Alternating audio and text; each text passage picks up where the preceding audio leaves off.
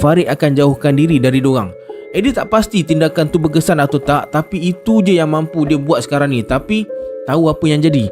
Patung tu melayang ke udara, terkena dekat alang pondok, lepas tu plup, melantun masuk dalam telaga. Inilah yang orang cakap order cucur pisang, tapi yang sampai cucur kodok. Eddie sendiri pun tak tahu apa akan jadi bila patung tu jatuh ke dalam telaga. Hinggalah sekali lagi Farid buat benda yang langsung tak disangka. Sepantas kilat, Farid terus berlari ke arah telaga. Lepas tu bersiap sedia nak terjun tiruk masuk dalam telaga tu. Aduh, letih macam ni. Dan maka inilah sebenarnya perkara yang berlaku pada awal penceritaan kisah ni, Anak Hantu di episod 1.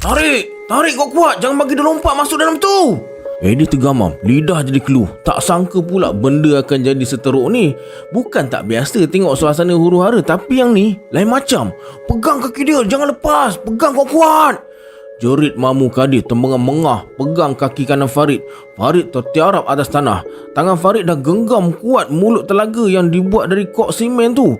Kalau dia terjun memang habislah. Eddie sendiri dah tak tahu macam mana nak rentap lagi kaki kiri Farid. Tenaga dia dah habis betul. Silap gaya dengan Eddie sekali boleh terjun dalam telaga 20 kaki tu. Mata Eddie melilang. Cari siapa lagi yang boleh tolong dalam waktu-waktu kecemasan ni. Kamal yang tadi sembang kencang sekarang dah tumbang mencium perdu pokok ceri.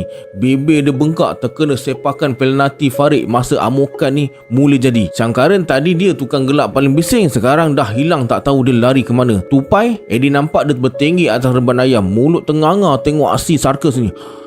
Kuat budak Tupai ni, kuat makan, kuat main, kuat melompat. Masalahnya Tupai ni anak monyet yang diorang bela dekat sini. Tak boleh nak minta tolong dekat dia.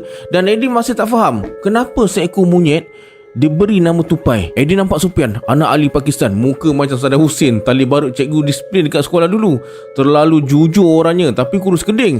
Bolehlah, janji Tan-Tan. Pian, ambil tali Pian, tali. Eddie bertompik panggil Sofian yang baru muncul dari jalan pintas belakang reban ayam tu.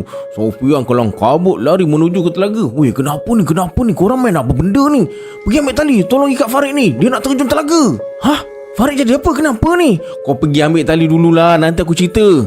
Tompik Eddie lagi. Adulah, banyak tanya pula sih. Kalau korang minat kisah seram macam ni yang bukan sekadar nak takutkan korang, tapi ada jalan cerita berat, ada misteri, ada twist. Saya ada share beberapa novel seram dekat bawah video ni.